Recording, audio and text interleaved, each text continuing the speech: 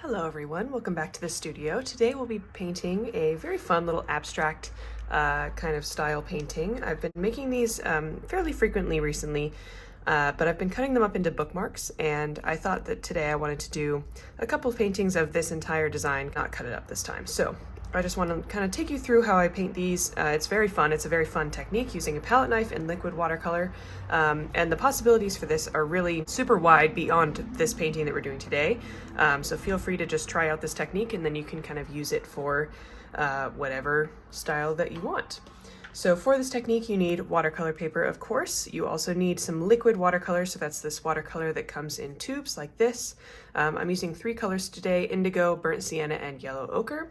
This just gives me this really nice kind of fall, moody color scheme. You can use any colors that you want, but these are the ones that I'm using today. I've also got a brush. I'm going to use some smaller brushes later as we get into the details of this painting, but for now I'm going to use a big brush, and then I also need a palette knife. You can find these for cheap, just cheap plastic ones at any art store. You can also buy like a regular palette knife with a wood handle and a metal spatula. I'm just using a small one. You'll need that just to start spreading out the paint in the first layer. The other thing that I would recommend having is some table salt. So I just have a little container here with some salt.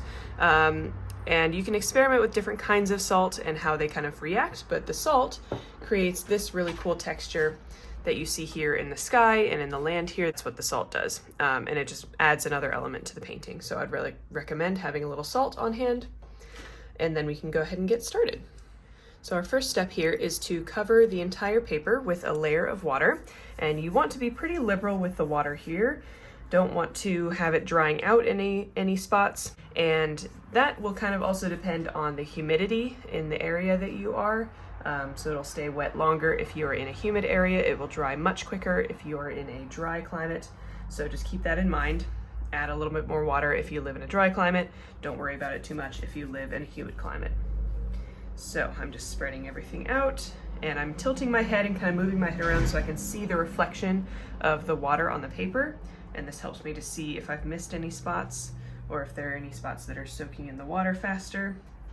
And then I'm just spreading out the water everywhere else and just trying to make an even layer. Okay, so now that the paper's saturated, I'm going to start loading up my palette knife. So I'm starting with my yellow ochre, putting that on the tip of the palette knife. Then I'm going to grab my burnt sienna, put that in the middle here. I'm just putting like a little dot on the palette knife there, you can see. And then I'm going to use the indigo and put that on the end. I would recommend choosing colors that will work together. So these 3 colors will kind of make a full-ish range of colors. They're kind of plays on the primary colors, red, yellow, and blue. You can also do complementary colors, but just keep in mind that different colors will work together differently, so maybe do some experimenting with your color palettes before you commit to a big piece of paper. You can see on my reference painting, I've got a tree line here, so that's what I'm going to create with the palette knife. So I'm just going to start here and just kind of start using my palette knife in different directions, creating some sort of abstract tree shapes there. Maybe we go down and then back up, and then we can start filling in. And this is where you can use the edge of the palette knife to scrape and move that paint around in different ways. And don't try to make anything super realistic here. You're just kind of spreading the paint around. Okay, once I have run out, I'm going to reload my palette knife here. And I think I'm just gonna reload with orange, with this burnt sienna and yellow ochre. And I'm going to fill in the bottom half of this painting, which I kind of have as like a field or a grassy area. And so I just want these 2 colors for now. So with these, I'm going to maybe add a little bit of that color here, and then just kind of scrape it along down here in this bottom section. Maybe mix it in with that blue up there. Then we can start using our brush to start manipulating this a little bit more. So with some water on my brush, I can spread out kind of the top half of this section here. I will also grab a little bit of this ultramarine or indigo and create a little bit of a soft sky here with my brush.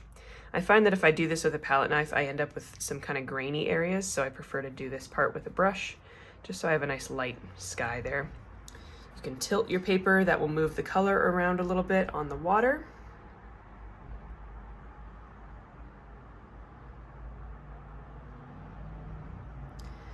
You can also use a completely dry brush, so if I dry off my brush all the way here, I can pick up some areas in here, lighten up the color a little bit. You can see I've got some interesting colors kind of forming there. And one other thing I'm going to do, since I kind of end up with a lot of blue there, I'm just going to take some burnt sienna and scrub that in here as well, just to kind of break up that blue. Create just another kind of layer in there. So you can kind of go back and forth between your brush and your palette knife, picking up paint where you want, putting down more paint where you want. You can really make this your own, and each one will turn out differently as well, which is kind of fun. Maybe I'll grab a little bit more yellow ochre, use that for the tops of some of these trees. And you can see I'm just using a little tiny bit at a time. You really don't need much. This color is very concentrated. So we can do that, add a little bit more up there.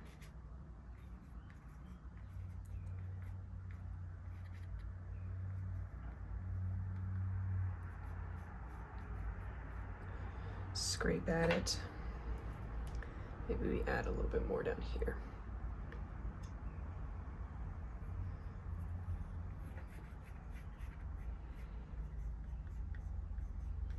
So something like that. I'm probably gonna let that dry here. It does not look like much right now, but it will. And before I let it dry, I'm going to take my salt and just sprinkle it in various places. I like to put it in the sky here to get some cool textures in the sky. I like to put it in the trees here. And you can do this in an even layer, or you can kind of do what I do, which is sprinkle it in like little clumps. I like to concentrate it in various areas so it doesn't just spread out all the way across the paper. And salt can be kind of finicky with watercolor, so again, like I said before, experiment with what works and just understand that not all of this will turn into the texture that you saw. I put down a lot of salt because some of it just doesn't make any sort of texture, and you just want to make sure that you have some when it dries. So there's that painting for now. We're gonna let this dry all the way, and then we're gonna add some details. Okay, so I've let it dry all the way and I have brushed off all of the salt, and now it's time to make something of this mess. That kind of makes sense. So I've got my regular watercolor palette out here, and I've got water in the yellow ochre, the burnt sienna, and the indigo. Same colors that I was using before. I'm just gonna use them out of my palette this time. So a couple of things that we can do. I like to start with adding a little bit more definition to these trees here.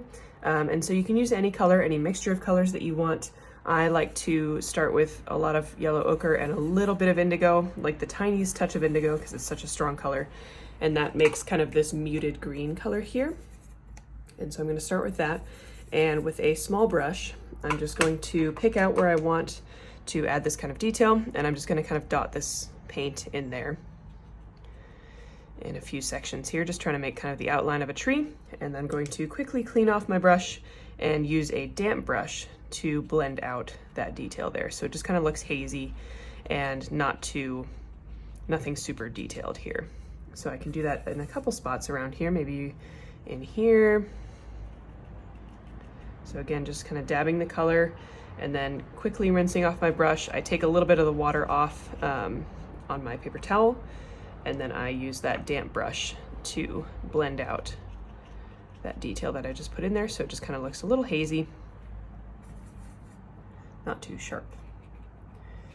And you can do this exact same technique with any of the colors that you used for the painting, any mixture of colors that you like. I just like to add a little green because it doesn't tend to happen in this mixture of colors just naturally with a palette knife because of how strong that blue is. It just kind of turns blue.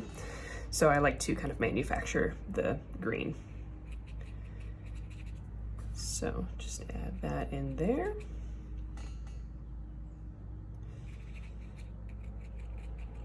And I like to work quickly on this as well, just so that it doesn't look so detailed like I'm trying so hard, you know? It's always good to work quickly, and whatever kind of happens, happens, and it'll look more natural than if you really focus on trying to make it perfect. Okay, we can do the exact same thing with any other color, so I might take a little bit of just plain yellow ochre and define some of these trees here. Same technique, blending out with clear water.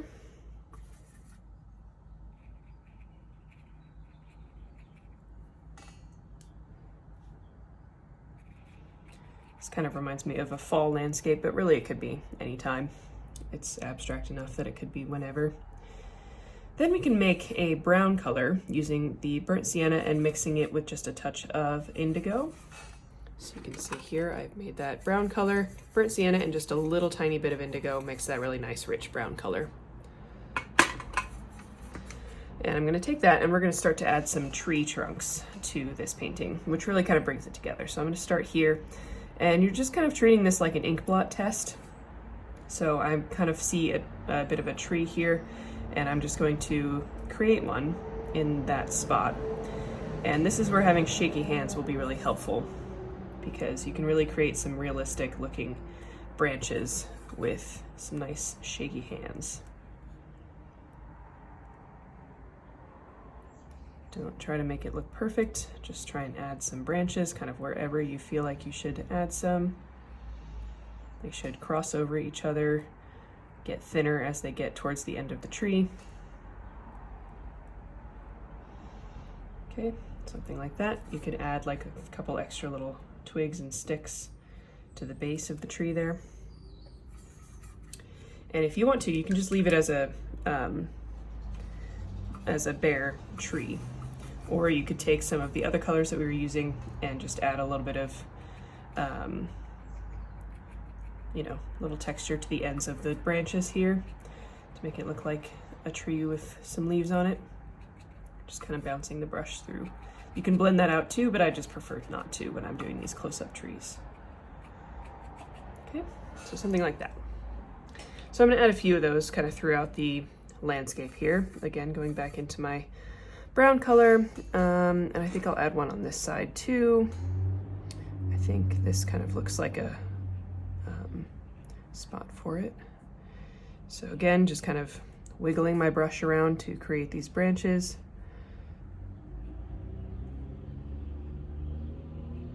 Don't want anything too exact. It'll look more natural if it's more scraggly and more random. And again, you can leave it bare or you can add some leaves on it.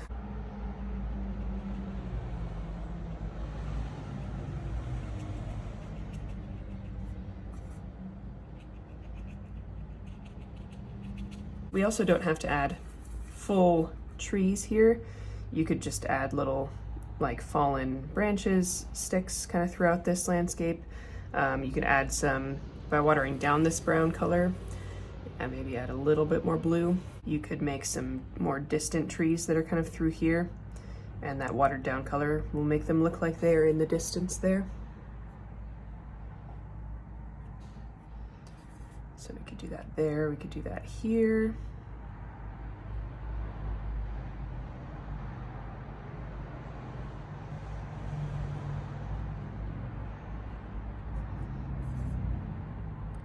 Maybe back here. Or we can go the opposite direction and just use some very dark indigo and put some branches kind of in these dark blue spots.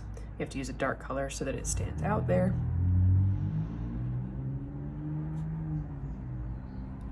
So the possibilities are really endless, and this is kind of the main detail that I focus on, are adding these tree branches and various textures to this sort of line of trees that we've got going here. You can also add some bushes in there. I've got some kind of shapes in here that remind me of like shrubs, and so maybe I'll take some yellow ochre and burnt sienna, mix those together to make an orange, and maybe I just add a little bit more detail, kind of swirling my brush through here.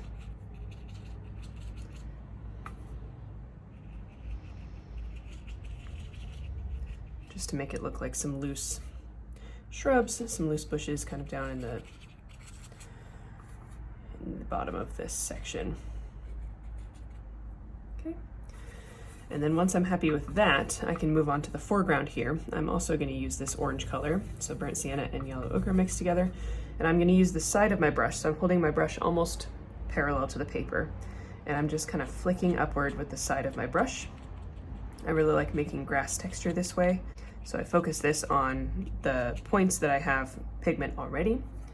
Those are kind of the spots where I want to focus this technique and leave the highlighted areas blank, just for that contrast there.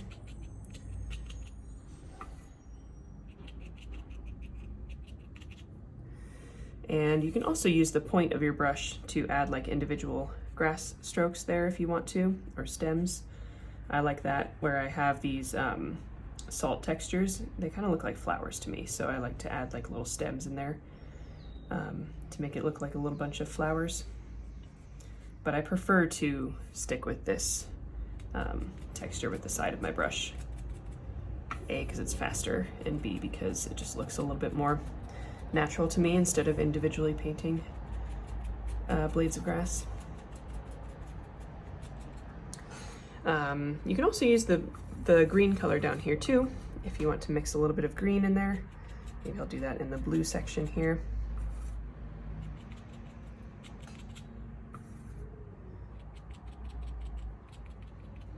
Just to mix in a little hint of green.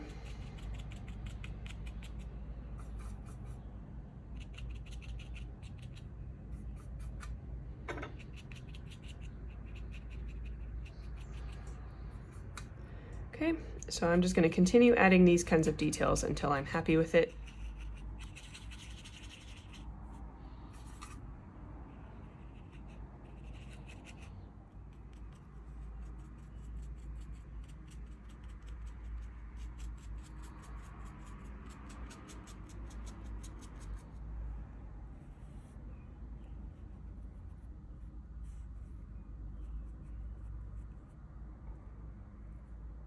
All right, so I'm pretty happy with the amount of detail that I've added there. You don't want to overwork this. There is a point at which the detail becomes too much.